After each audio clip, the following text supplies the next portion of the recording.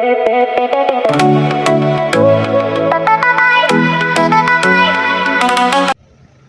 Everyone, তোমরা সবাই কেমন আছো? আশা করি ভালো আছো। ঘরকন্যা রুমার ব্লগে তোমাদের সবাইকে আবারও স্বাগত জানাই। তো দেখো বন্ধুরা, সকাল সকাল রান্নাঘরের দিকে চলে এসেছি, কারণ কাল রাতে যে কাজগুলো একটু করে রাখা দরকার ছিল, সেগুলো শরীরে আর সাথ দেয়নি। তো মাঝে মাঝে এরকম হয় যে যেগুলো রাত্রিবেলা একটু সেরে রাখি, সকালে কি হয় সেটা আর পরিষ্কার থাকে আর কি। রান্নাঘরটা রাত্রে মাঝে মাঝে পরিষ্কার করে রাখলে সকালবেলা সেটা একটু ঘুম থেকে উঠে আর সেগুলো দেখতে আর হয় না, আর ভালো লাগে পরিষ্কার রান্নাঘরে ঢুকে কাজ করতে। তো যেহেতু কালকে আমার রাত্রিবেলা সেগুলো আর করা হয়নি, তো কি করব, সেগুলোই আগে স্টার্ট করলাম সেগুলো দিয়ে। কারণ নোংরাগুলো যত তাড়াতাড়ি পরিষ্কার না করব ততক্ষণ একটা অস্বস্তি বিরক্তি লাগবে। তো এইগুলোই আগে পরিষ্কার করে নিচ্ছি, তারপরে তো রান্না চাপাবোই। তো এই দেখো, ওভেনটা প্রচণ্ড নোংরা হয়েছিল, তার জন্য কি করলাম, ওই স্কচব্রাইট আর সাবান দিয়ে ভালো করে কি করছি, এগুলো একটু ঘষে পরিষ্কার করছি। এইবার একটু ছুরির সাহায্যে ওই যে পুড়ে পুড়ে গেছে না, সেগুলো একটু ঘষে ঘষে তুলে নিলাম। তো হয়ে গেছে। এবার তারপরে ভিজে একটা কাপড় দিয়ে মুছে নিলাম। তো দেখো, এই দেখো, তারপরে দেখো চেহারাটা কি সুন্দর পরিষ্কার হয়ে গেছে। তো পরিষ্কার টরিষ্কার হয়ে গেছে। এবার আমি দেখো, মাছগুলো তো ধুয়ে রাখা ছিল, সেগুলো এবার ভাজতে স্টার্ট করে দিয়েছি। তো এই মাছগুলো আজকে আগে ভেজে নেব। সব মাছগুলো ভাজার পরে এবার আজকের আমি তোমাদের সাথে গুঁড়ো মশলা দিয়ে রান্না করে শেয়ার করব। আর কি বলো তো, সবসময় বাটা মশলা দিয়ে রান্না করি, তার স্বাদ অবশ্যই ভালো হয়, কিন্তু সবসময় তো সেটা সম্ভব হয় না। কোনো সময় হয়তো তাড়াতাড়ির জন্য, অনেক বাড়ি আছে সকালবেলা খায় বা কিছু, তার জন্য এই রান্নাটা তোমাদের সাথে শেয়ার করলাম। তো এই মাছের তরকারিতে আজকে আমি কিন্তু আলু দেবো না। এই দেখো, বাজার থেকে আজকে ঝিঙে এসেছিলো, সেই ঝিঙেটা ব্যবহার করব। আর তার সাথে ঝিঙের সাথে দেখো, খাও যদি বুনো ওল, গলা ফুলে হবে ঢোল। তো এই ওলটা না, তোমাদের গলা কারোর এইটা খেলে ঢোল হবে না। এটা সাতটাগাছির ওল না কি বলে না, এই ওলটা খুবই ভালো, পুরো আলুর মতন গলে যায়। তো তোমরা চেনো, অনেকে হয়তো চেনো না। তো সেই ওলটাকে ভালো করে পরিষ্কার করে কেটে কুটে ধুয়ে নিলাম। এবার সমস্ত কী করবো, ধুয়ে গুছিয়ে নেবো। তো এগুলো ধোয়াধুয়ি হয়ে গেছে। এবার বাকি মাছগুলো আমি ভেজে নিচ্ছি। সব মাছগুলো আগে ভেজে নিই।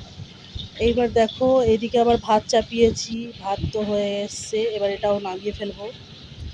দেখো, ভাতটাও নামিয়ে ফেলেছি। এবার যে মশলাটা রেডি করব, সেই মশলাটা তোমাদের দেখাচ্ছি। লঙ্কার গুঁড়ো আর জিরে গুঁড়ো আর অল্প একটু সর্ষে পাউডার ছিল, এটা দিলেও হয় না দিলেও ছিল, দিয়ে দিয়েছি। তো এর মধ্যে একটু অল্প হলুদ দিয়ে দিলাম। এবার এইটা কি করব না, সবে অল্প জল দিয়ে এটাকে পুরো গুলে একটা পেস্ট বানিয়ে রাখবো। এবার দেখো, কড়ার মধ্যে এদিকে তেল শেষ হয়ে এসছে, অল্প ছিল, তা আমি আরেকটু তেল ঢেলে নিলাম। আর প্রয়োজন ছিল তো একটু তেল ঢেলে দিয়েছি। এই সব সবজিটা প্রথমে আগে দিয়ে দেবো।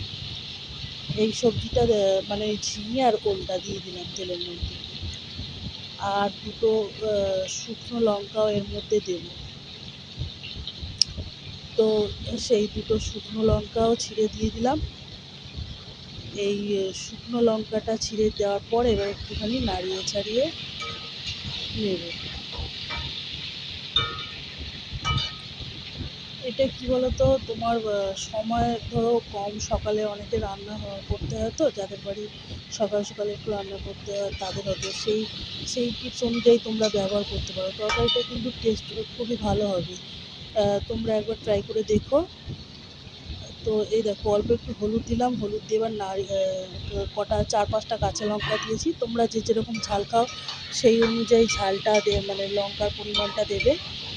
এবার এটা দেওয়ার পরে কি করলাম, এবার একটু নাড়িয়ে চাড়িয়ে নেব।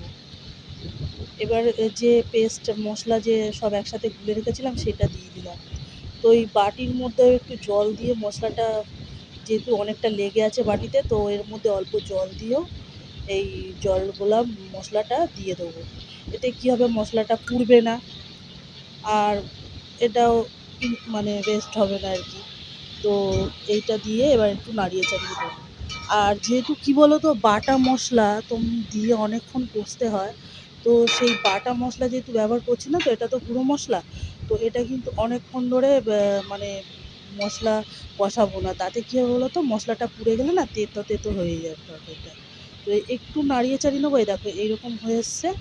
এবার এইখানে কী করলাম, অল্প একটু নুন দিয়ে দেবো। হ্যাঁ, জলটা দিয়ে তোমরা নুনটা দিতে পারো, তো আমি এখানে অল্প দিয়ে দিয়েছি, লাগলে পরে আবার দেবো।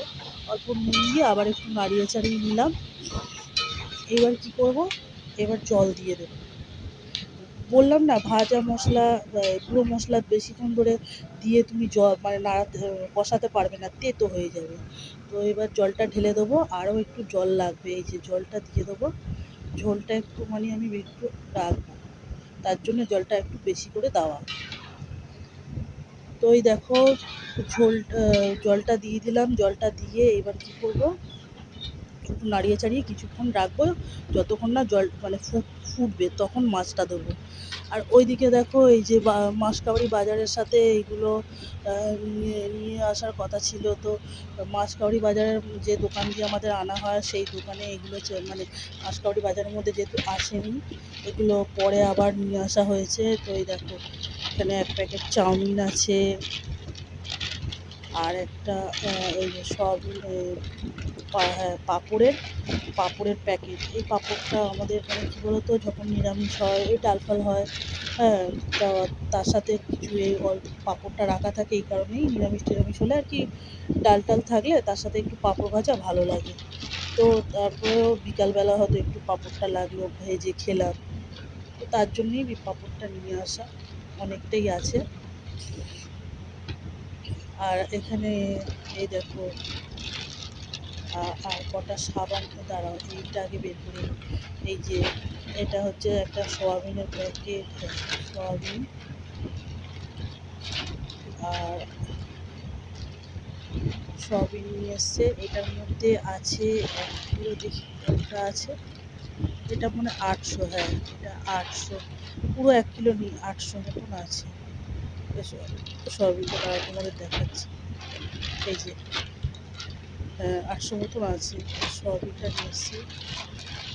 সোয়াবিনটাও আমাদের ভালো মানে তরকারি করি ভালো লাগে, খাওয়া হয় এটা, তো যার জন্য এটা বেশি করে একটু আনা। আর তারপরে দেখো এখানে কটা সাবান নিয়ে এসছে, আর হচ্ছে এই এসছে, আর এখানে কসব্রাইট, জানো তো এটা সবসময় ব্যবহার করতে লাগে, ঠাকুরের বাসন মাজা, ঘরের এক বাসন কোসন, এটা তো ব্যবহারে লাগেই। তো এটা একটু বেশি আনা রাখা থাকে আমার, তো সেই কসব্রাইটটা এই কটাই দরকার ছিল।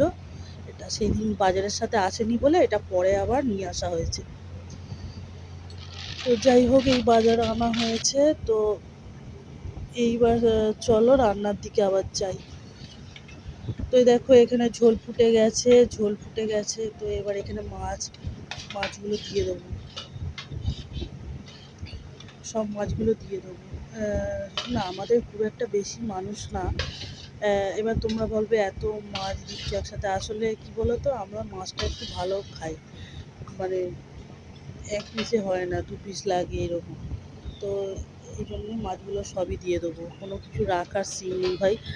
তো এবার এটা দিয়ে এবার ঢাকা দিয়ে দিলাম। এবার কিছুক্ষণ বাদে আবার কী করবো, ঢাকাটা খুলে দেখো এখানে এবার আমার একটা জিনিস দেওয়ার আছে, এই দেখি আগে ভালো করে ওলটা সিদ্ধ হয়েছে কিনা। তো ওলটা মনে হচ্ছে হ্যাঁ সিদ্ধ হয়ে গেছে, ভালোই সিদ্ধ হয়ে গেছে ওলটা। তো এবার এই জায়গাটায় আমি আরও একটা জিনিস দিয়ে তারপরে নামাবো। তো কী দিয়ে দিচ্ছি দেখো, আমার ঘরেই তৈরি করা, সেটা তোমাদের সাথে অন্য আরেকদিন শেয়ার করব যে কিভাবে বানিয়েছি। এটা একটা মশলা, এই যে ভাজা মশলা বানিয়ে রাখি আমি। তো এটা কি বলতো, ওল বা কচুতে এইটা মশলাটা দিলে না খুব ভালো লাগে, বিশেষ করে নামানোর আগে, যেরকম আমরা গরম মশলা দিই, তো গরম মশলা দেওয়ার পরিবর্তে এইটা দিয়ে নামাই। সেরকম সব তরকারিতে না, কিছু কিছু ক্ষেত্রে এই মশলাটা দিয়ে নামালে খুব ভালো লাগে। ঝোলের টেস্টটাও খুব সুন্দর হয় আর গন্ধটাও ভালো আসে। আর এখানে আরও একটা জিনিস দেব, মশলাটা দিয়ে একটু হালকা হাতে নাড়িয়ে চাড়িয়ে নিয়ে তারপরে কি করব, এর মধ্যে ধনে পাতা অ্যাড করব। এই ধনে পাতাটা দিয়ে এবার ঢাকা দিয়ে দেবো, দিয়ে বন্ধ করে দেবো গ্যাসের ওভেনটা।